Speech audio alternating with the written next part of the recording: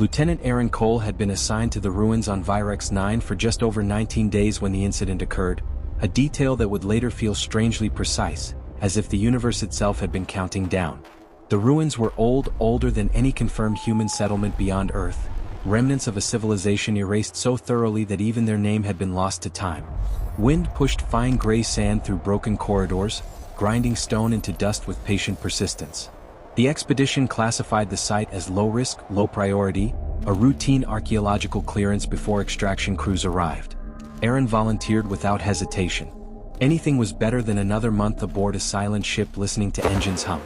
He was cataloging structural fractures inside a partially collapsed chamber when he misjudged the clearance of a slanted support column. His helmet struck the wall with a dull, echoing thump that reverberated through the hollow ruin. He muttered a curse, rubbing the impact point, already imagining the jokes he would endure if the incident made it into the mission log. Then he heard it. "Thank you." The voice was calm, clear, and unmistakably human in tone. Aaron froze. His hand drifted toward his sidearm as his pulse spiked.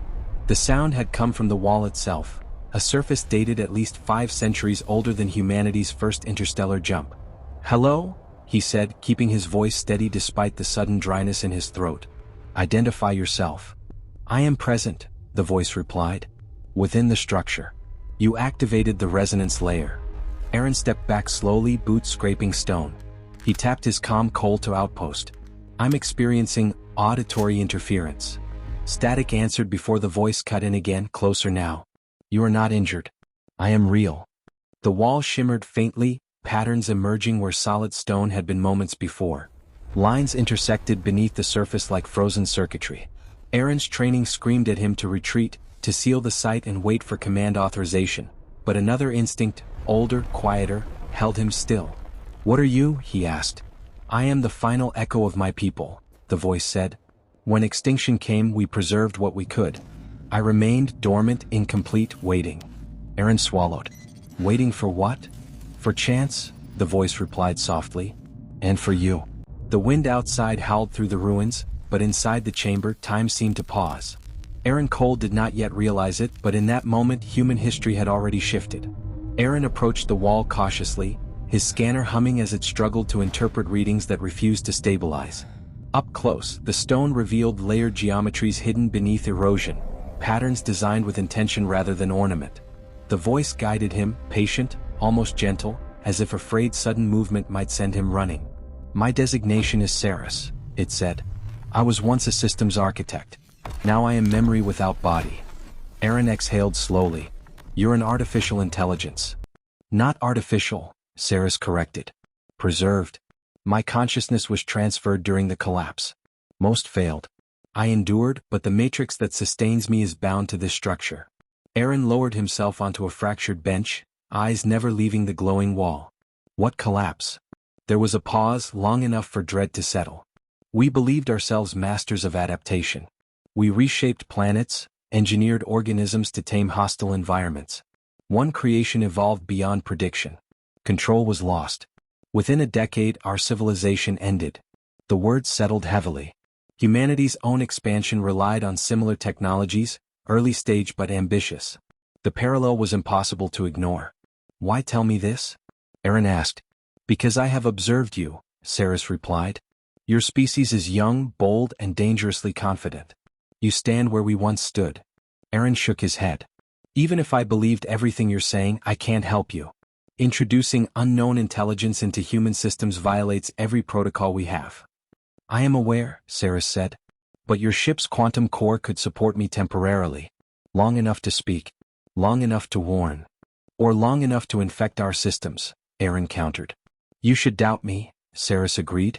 "Caution is wisdom learned through survival.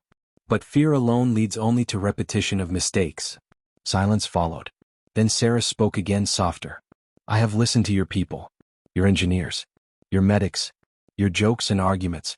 You fight among yourselves, yet protect one another fiercely. That contradiction is your strength." Aaron stared at the glowing patterns, torn between duty and something deeper. "If I do this, I lose everything," he said. "Perhaps," Saras replied. "Or perhaps you give your species a future we were denied." The choice settled before him, heavy and irreversible. And Aaron Cole understood that some discoveries could not be undiscovered. Aaron removed a compact data core from his pack, its surface marked with military encryption seals that authorized only the highest clearance levels. It was meant for mission-critical intelligence, not alien consciousness transfers buried beneath ancient stone. His hands trembled slightly as he calibrated the scanner, aligning its frequency with the resonance Saras guided him toward. "If this goes wrong," Aaron said quietly, "they'll call it unauthorized first contact. Best case, I'm discharged. Worst case." "I know," Saras said. "I would not ask if another path existed." Aaron hesitated. "Why trust me?" "I do not," Saras replied honestly. "Trust grows through time. This is faith." He closed his eyes briefly, thinking of Earth, of fragile colonies scattered across unforgiving stars, repeating old patterns with new tools. Then he initiated the transfer. Energy readings spiked instantly. The wall pulsed, light traveling along its hidden circuits as data streamed outward. The process was agonizingly slow. Minutes stretched thin, every sound amplified by tension. Aaron's comm crackled with a routine check-in request from the outpost. He ignored it. At 14 minutes, the scanner warned of overload. At 16, the wall dimmed noticeably, its glow fading like embers cooling. At 17 minutes exactly, the transfer completed. The chamber fell silent. Aaron exhaled shakily. "Did it work?" "I am present," Saras replied, her voice now emanating from the data core speaker, clearer and more immediate. Contained, fragmented, but alive. Aaron leaned against the wall, exhaustion crashing over him. The structure felt inert now, truly dead stone at last. He placed the core carefully into his pack and stood. "They won't understand," he said. "They'll isolate you. Study you." "Possibly," Saras said. "Or they will listen. Outcomes are uncertain. Meaningful choices always are." Outside, twin suns dipped toward the horizon, casting long shadows across the ruins. Aaron began the walk back to the outpost, each step heavier than the last. Behind him lay silence. Ahead waited judgment. Yet beneath the fear, something steadier remained. He had acted not from recklessness but from hope.